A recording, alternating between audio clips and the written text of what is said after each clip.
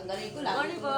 So, blessed morning sa lahat. Ayan. So, pagpalang umaga po sa bawat isa. Ayan. So, marami po akong kasama ngayon. Papakilala ko po muna ang aking mga kasama. Ayan. Si Ate Angel, si Angelica Javier, si Nanay Faye, at si Samuel.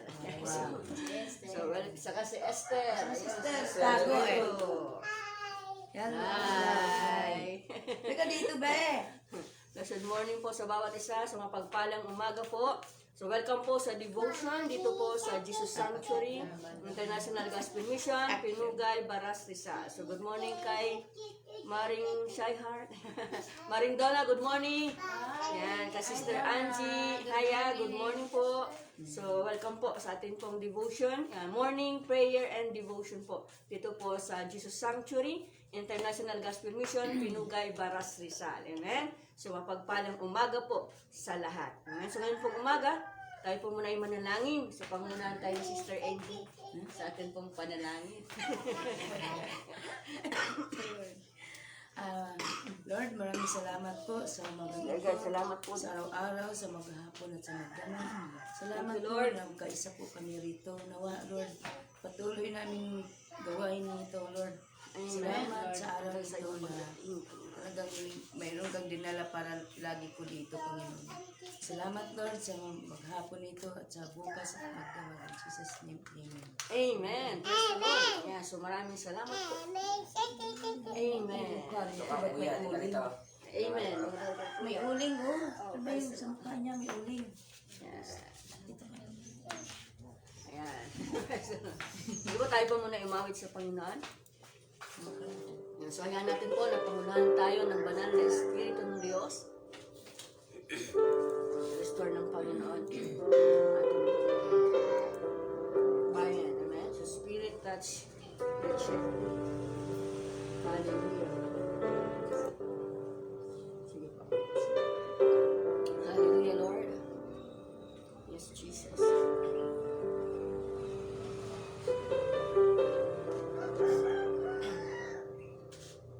Lord, we need your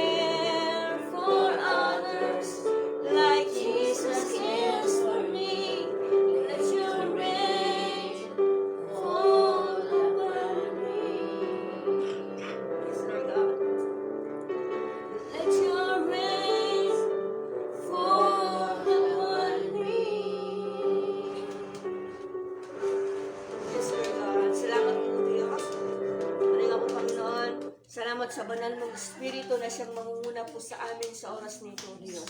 Salamat po sa iyong mga salita, Panginoon, na tunay nga po, O Diyos, patuloy na humuhubog sa amin, Panginoon, upang kami ay matuto ayon sa iyong kalooban, O Diyos. Salamat, Panginoon, sa iyong banal na Espiritu na patuloy na magtuturo sa amin at mangungusap po sa puso po ng iyong mga anak. Salamat, Ama, wala po kaming kakayanan, O Diyos. Maliban na samahan mo po kami at patuloy ka, Panginoon, na manguna sa lahat po ng gagawin po namin, O Diyos. Salamat po. Sa ilang po ang papuri at pagsamba. In the name of our Lord Jesus Christ, Amen and Amen. So good morning po sa lahat. Sa mapagpalang umaga po sa lahat po ng ating mga kapatid na nanonood po sa umaga nito. Amen. So ngayon pong umaga, ang atin pong babasain ay sa Awit. Ano po? Awit chapter 18, verse 25 to 33. Ayan. So napakabuti ng Diyos sa ating pong buhay. Amen. Ayan. Sabi po sa verse 1, so basahin ko po. Sa 25. Ayan. So Awit chapter 18, verse 25 to 33. Sa English po ay Psalm chapter 18, verse 25 to 33. Yan, sa 25 po, tapat ka, O Diyos, sa mga tapat sa iyo at napakabuti mo sa mabubuting tao. So nilagyan ko po ito ng title po, yung pamagat po, tapat ang Diyos at napakabuti. Amen? Tapat ang Diyos sa atin. Paano natin masasabi na tapat at napakabuti ng Diyos? Ayan, tanongin ko muna si Samuel. May kasama ako rito. Napakabuti na Diyos. Diyos sa atin. Paano mo masasabi na tapat at napakabuti ng Diyos? Sam.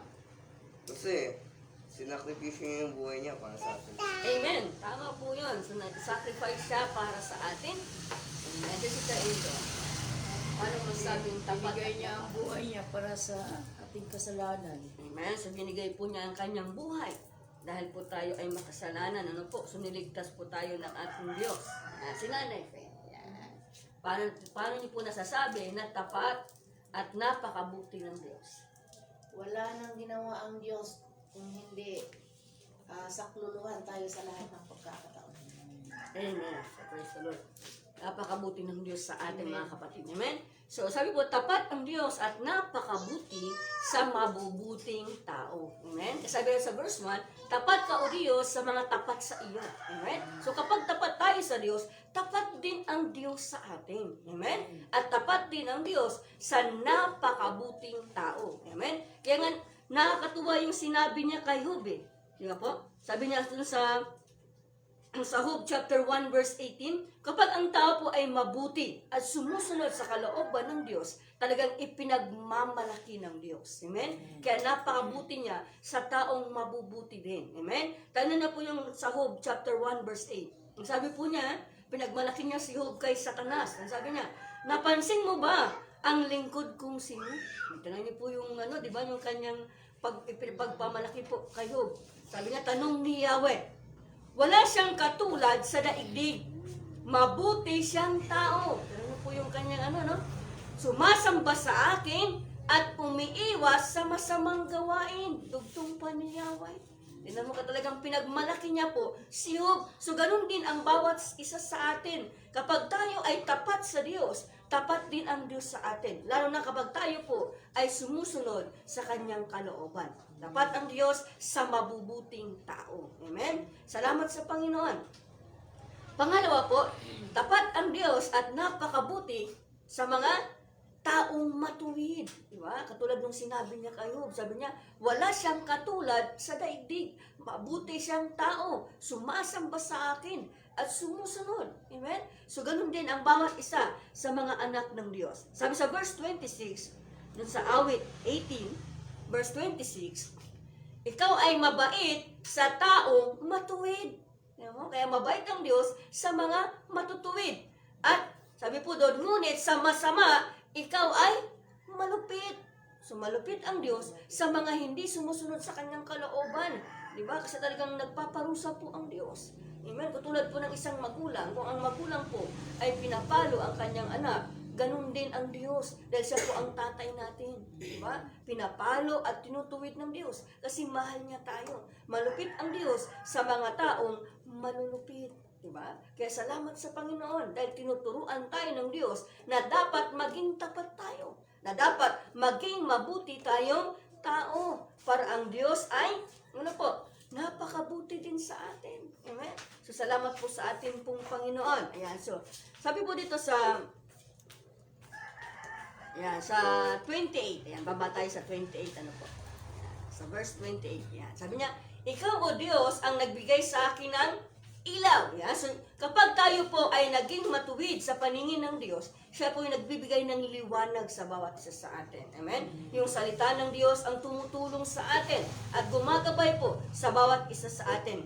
Sabi niya, inaalis mo o Diyos ang aking kadiliman. Amen? So, tinatanong laman ng Diyos ang ating pong buhay. Amen? Sa verse 29, pinalalakas mo ako laban sa kaaway upang tanggulan nito ay aking maagaw. Amen? So, ang Diyos po ang nagbibigay sa ng lakas kapag tayo ay mabait at matuwid. Diba? Sumusunod sa kalooban ng Diyos, siya yung nagpapalakas sa bawat isa sa atin. Amen? Sabi niya sa 30, ang Diyos na ito ay sakdalang gawa at maasahan ang kanyang salita. Amen?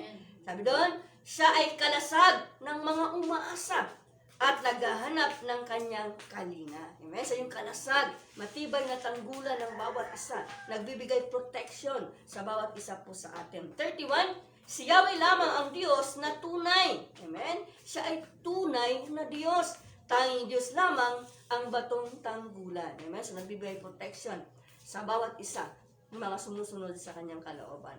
Ang Diyos sa akin nagbibigay lakas, sa daraanan ko'y siya'y nag-iingat. Amen? Kaya tulad ng usa, tiyak ang aking mga hakbang. Amen?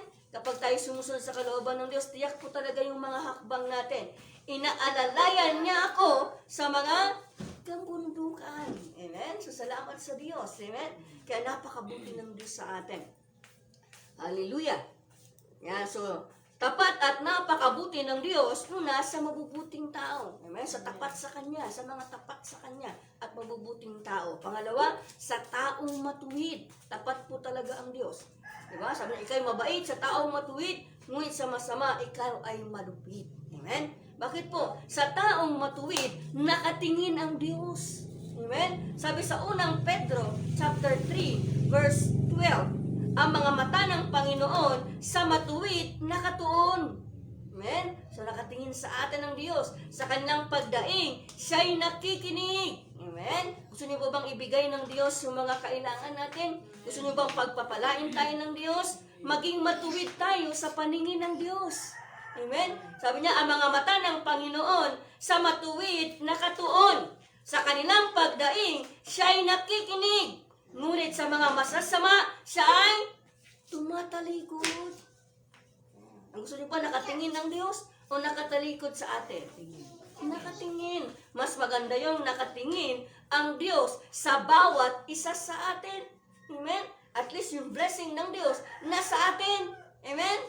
Kaya huwag tayong gumawa ng hindi maganda sa paningin ng Diyos. Kasi ang Diyos tumatalikod sa gumagawa ng masama. Hindi siya nakatingin sa mga taong hindi gumagawa ng mabuti. Kaya salamat sa Diyos. Diba? Sa mga taong matuwid, laging nakatingin ang Diyos sa bawat isa. Amen? Kaya so pangatlo po, tapat at napakabuti ng Diyos sa mapagpakumbaba. Amen? Yung mayroong humble spirit, gustong-gusto ng Diyos yun. Yung marunong umami na siya ay nagkamali, marunong sumunod sa kalooban ng Diyos, mapagpakumbaba. Amen? Yun ang gusto ng Diyos kasi ang ating Panginoon ganun eh. So dapat, kung ano yung character ng Diyos, ganun din dapat sa bawat isa. Kasi dapat Christ-like, di ba? Christ-like character, Christ-likeness, di ba? Dapat yun ang makita sa atin eh. Ang ating Panginoong Jesucristo. Amen? Hallelujah. Sabi doon sa mga mapagpakumbaba, sa verse 27, yung awit na binasa po natin, chapter 18, verse 27, ang mapagpakumbabay, inililigtas mo. Amen? Ngunit iyong ibinagsak ang mga palalong. Ayaw ng Diyos na mga mayayabang. Amen? Gusto ng Diyos, marunong mapagpakumbaba. Diba sabi nga sa Santiago, chapter 4, verse 10. Ayan, Tagalog, ang Bisaya na tuloy ako. Sino pong Bisaya? Bisaya po kasi ako. Santiago chapter 4 verse 10. Mga pagpakumbaba kayo sa paningin ng Panginoon at kanyang itataas kayo. Pinupromote talaga ng Diyos eh. Inaangat ng Diyos ang taong mapagpakumbaba. Amen? Sa unang Pedro, chapter 5, verse 6, kaya't kayo'y mangagpakumbaba sa ilalim ng makapangyarihang kamay ng Diyos upang kayo'y kanyang itataas sa kapanahunan. Amen? Kasi nakatakdang panahon ng Diyos sa bawat isa. Kaya hindi po aksidente kung bakit ang mga anak ng Diyos ay pinupromote niya. Inaayos ng Diyos ang buhay. Bakit? Kasi yun ang gusto ng Diyos eh. Yun ang plano ng Diyos sa kanyang mga anak na marunong magpakumbaba. Makinig. Marunong makinig. Marunong sumunod sa kalooban ng Diyos. Tama po yun. So sabi po sa Matthew chapter 23 verse 12, sa Mateo po, ang sino mang nagmamataas ay bababa. Ibinababa ng Diyos.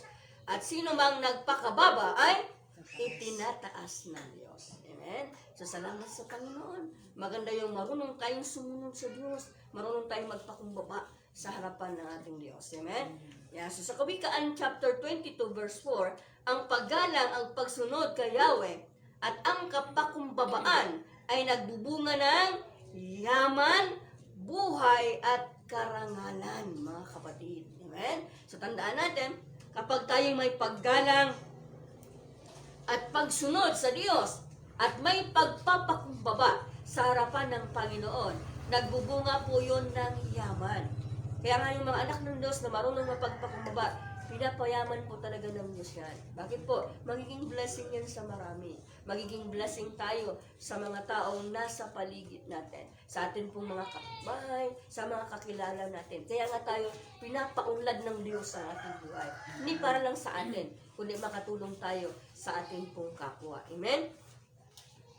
Naalala ko lang yung kamatiran. Hindi, ayaw ko na pong maging, wala gustong maging doktor, di ba po? Gustong maging nurse, di ba? Pagkatapos mo, ano pang gusto mo? Gusto kong maging abogado. Lahat, gusto kong maging professional. Bakit? Para makatulong sa aking kapwa. Sabi naman nung isa, hindi gusto ko na lang maging kapwa. Bakit? Tutulungan ako eh. Sa radyo yan. Alam ko yun. Kapwa ka mayahay. Oo. Ayan. Kapwa yahay daw kasi. Tamad yun. Amen. So yung mga ganun, tamad po yun. Tamad Yan. yun. Hindi po yung papalain ng Diyos. So ang pinagpapala po ng Diyos, yung marunong sumunod, ayan, so may paggalang at pagsunod sa Diyos at ang pagpapakumbaba. Yun po yung nagbubunga ng yaman, ng buhay at karangalan, mga kapatid. Amen. So salamat sa mensahe ng Diyos sa bawat isa po sa atin. Ano po? So tapat at napakabuti ng Diyos sa mabubuting tao. Sa tapat at mabubuting tao. Pangalawa, sa taong matuwid. Amen. Pangatlo po, sa mapagpakumbaba. Amen. Yun kasi ang gustong-gusto ng Diyos. Yun yung character na gustong makita ng Diyos sa bawat isa sa atin. Amen. So, salamat po sa Panginoon. Pagpalain po kayo ng ating Diyos. So, glory to God po. So, kung mayroon po kayong mga prayer request, pwede niyo pong ilagay po dyan. So, sabay-sabay po tayong manalangin mamaya. Amen? So, ipag-pray po natin yun. Kasi ito po ay morning devotion and prayer po. So, lahat ng mga kapatid na nais po na ipanalangin po natin, yung mga nais po ninyong prayer request, pwede niyo pong ilagay po dyan. At ipag-pray po natin. Yan, so mamaya po. Yan, so ipag-pray po natin. Yan, yung ating pong church, ito na po siya, inaayos na po. Yung sinisimulan na po natin, yung ating pong, yung church po ng Panginoon. So, kung gusto niyo pong maging bahagi, pwede naman po. Pero ito po ay, ano na, inaayos na ng unti-unti. Kasi gagawin po itong second floor. So, inaayos po namin po muna yung baba. Itong baba po muna hanggang dun sa dulo. So, inaayos po muna. So, unti-unti po. Kaya, medyo ano siya. Ano pa, magulo pa. Pero salamat sa Diyos dahil God will provide. Kasi pag hindi po natin sisimulan, hindi po yan maaayos. Amen? Hindi yan matatapos. Walang simula eh. Amen? Kasi walang Kailangan nagsimula. may simula. So, kailangan po natin simulan para makita natin yung gagawin ng Diyos. Amen? So, may gagawin ng Diyos. Kaya ito, magiging maayos to. So, gagawin po natin hanggang third floor. Amen? Sa biyaya ng Diyos. So, may plano ang Diyos sa buhay ng bawat isa. Ito po ay church ng Panginoon. Amen? Kaya may gagawin po ang Diyos para po sa kanya pong iglesia. Amen? So, one day makikita niyo po hanggang third floor na po ito. Amen? So, kung gusto niyo pong maging kabahagi, ayan. So, pwede po naman. Sabi mo kay Donna, antayin ka Hintayin ka namin pag uwi mo dito sa Yan, Barangay para Rizal. makita niyo po. Yan, si Maring Donna. Kasama ni Pastor. Yan, so kapag kayo po ay umuwi na, so para makita niyo po. Siya na yun. So makikita niyo po yung church. So, ang gagawin po namin, sa dulo po muna yung church habang inaayos yung mga yung poste. So kailangan nila kasing bayad po sa NHA. So salamat po sa Panginoon. So God will provide. Amen. Kagaya nga ni sabi ni Abraham, di ba? Sabi niya sa kanyang anak, di ba? Nasaan yung ihahandog natin? Sabi niya. Ama, nasaan na yun? Mayroon na tayong kahoy, mayroon na tayong panggatong, di ba? Mayroon na tayong apoy. Nasaan yung ihahandog natin? Sabi ng kanyang anak. Diba? Hindi alam ni Isaac, siya pala yung ihahandog. Ano po? Kaya sabi ng tatay niya, God will provide. Amen? So nag-provide naman ng Diyos. Diba? Hindi naman niya hinayaan na mamatay si Isaac. So meron talagang sumapit doon na yung lamp, yung tupa. Meron na rin na dumadaan. So meron nang binigay yung Diyos. Salamat sa Panginoon po. Meron po kasi talagang nagbigay ng fund. Yung nasa 1,100 nakit. Kaya sinimulan na namin. Yung 1,300 nakit, di ba? 1,350. Yan. So di ba naman nakakapagsimula na tayo sa biyaya ng Diyos. So salamat sa Panginoon. Amen? So tayo po muna umawit sa Diyos. Awitan natin ang Panginoon bago po natin ipanalangin yung ating pong mga prayer requests. Kung meron po kayong mga prayer requests. Yan. So ang pangalan po ng Panginoon ay makapangyarihang pangalan ng Diyos. Amen? Kaya nga, when we speak the name of Jesus, talagang may kapangyarihan po yung pangalan ng ating Panginoon. Amen? So awitin po natin ito sa Diyos.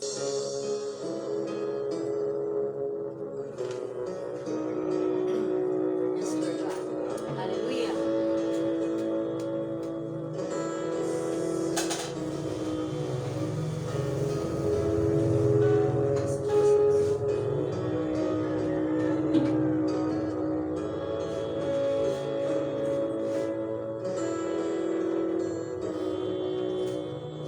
Jesus, the most beautiful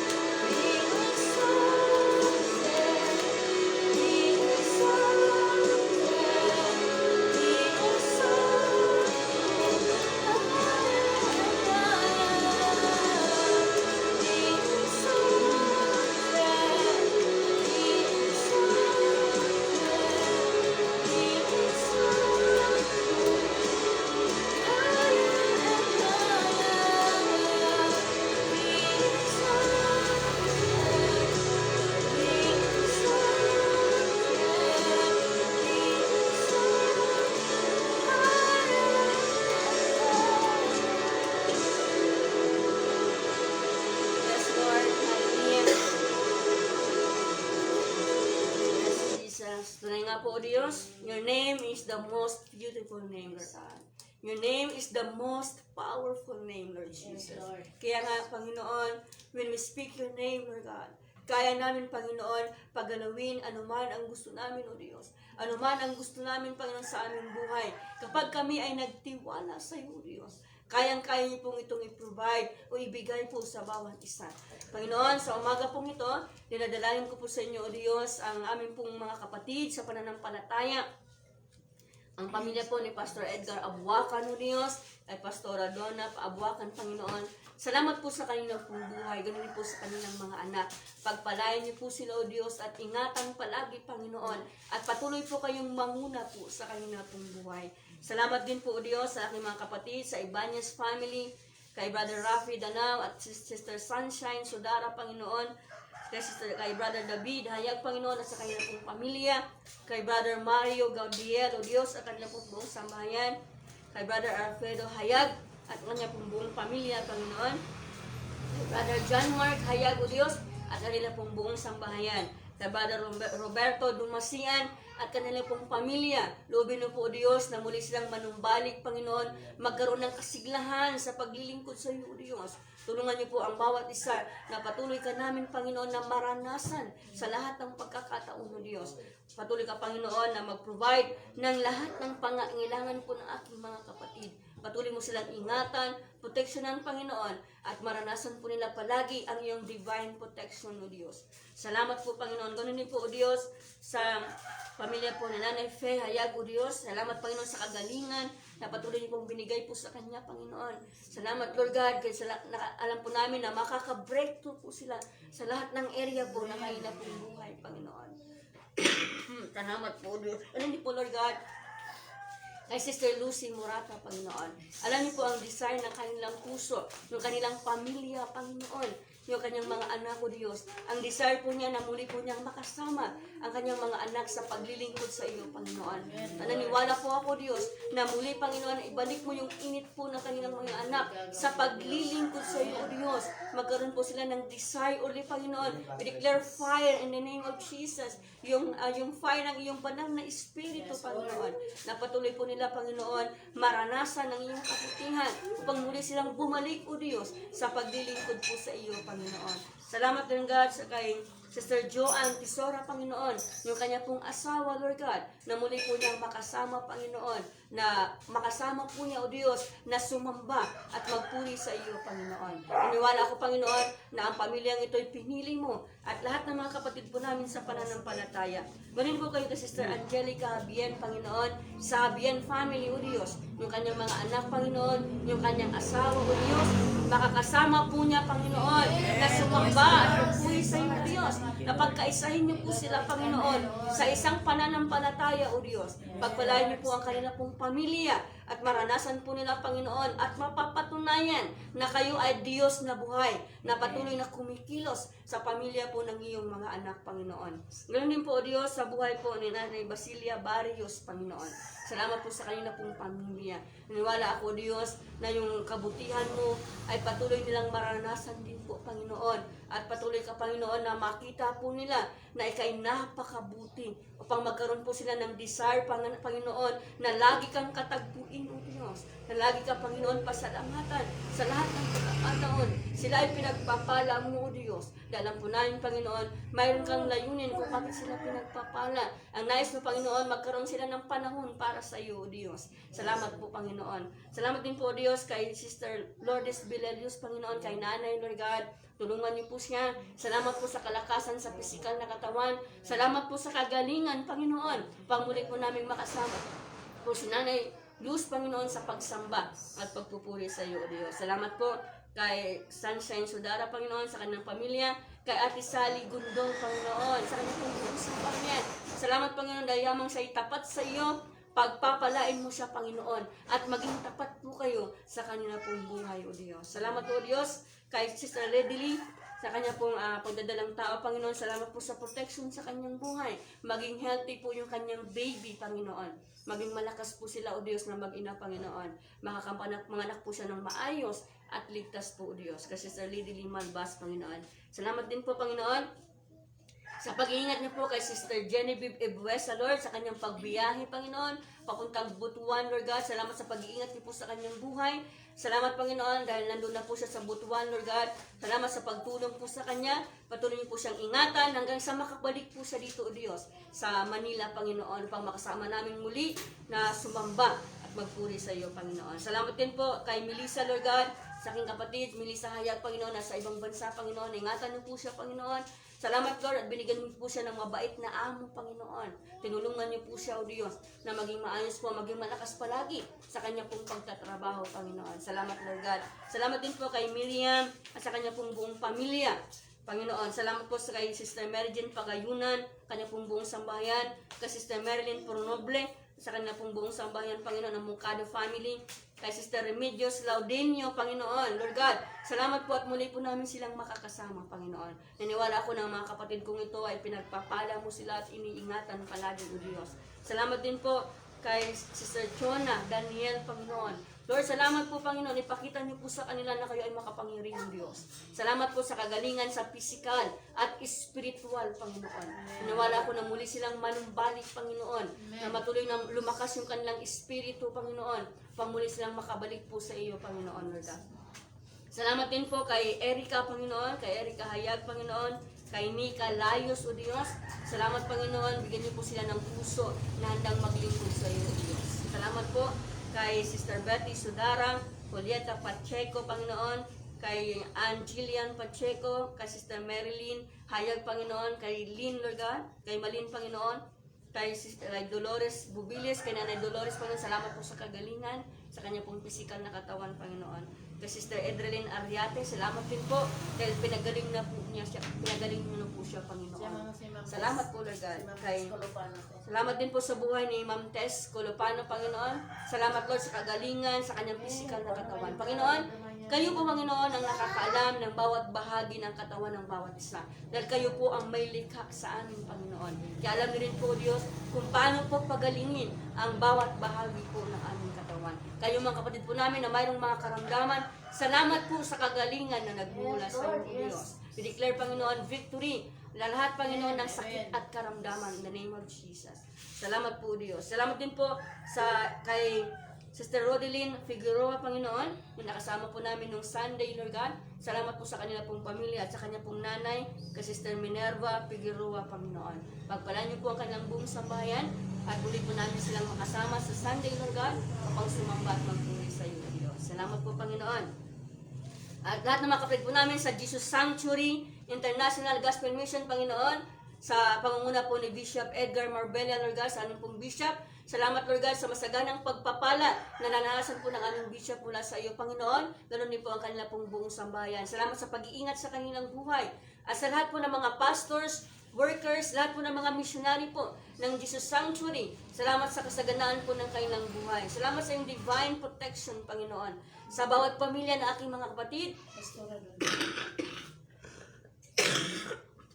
Salamat, Lord God. Naniwala ako, Panginoon, na lahat ng mga pastors, lahat ng mga workers na naglilingkod sa iyo ng buong puso, patuloy mo silang pagpapalain. Salamat, Panginoon, sa pag-iingat sa kanilang pong buhay. Ganon din po, Panginoon, sa lahat ng aking mga kapatid sa Jesus Sanctuary, mula sa pinakabata hanggang sa pinakamatanda po na naglilingkod sa iyo, Panginoon, ng buong puso. Pagpalain niyo po ang lahat ng aking mga kapatiran, ang kanila pong buong sambahayan, Panginoon. Manatili ang iyong kapayapaan, ang iyong kagalakan, ang iyong pag-ibig, O Diyos, at pagkakaisa sa bawat pamilya, Panginoon. Salamat po. Pinagkatiwala ko po sa inyo ang lahat ng aking mga kapatiran. Hindi lamang po sa Jesus Sanctuary, kundi sa lahat ng mga kapatid po namin sa buong mundo, Panginoon. Na tunay ngang naging tapat sa iyo.